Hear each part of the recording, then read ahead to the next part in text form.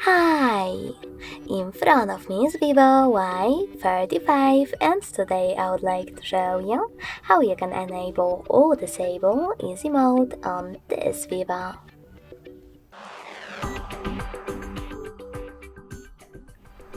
First of all, go into settings. Now you need to click on lock screen and wallpaper, tap on simple mode, and then click on the switcher next to simple mode feature.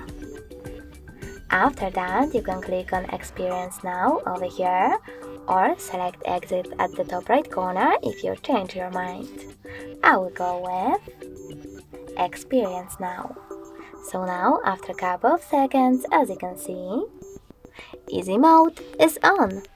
If you were to go back to the standard one, you can do that by tapping on settings and choosing exit simple view.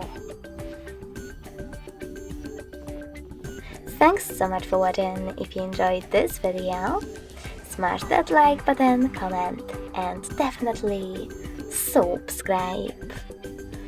Bye!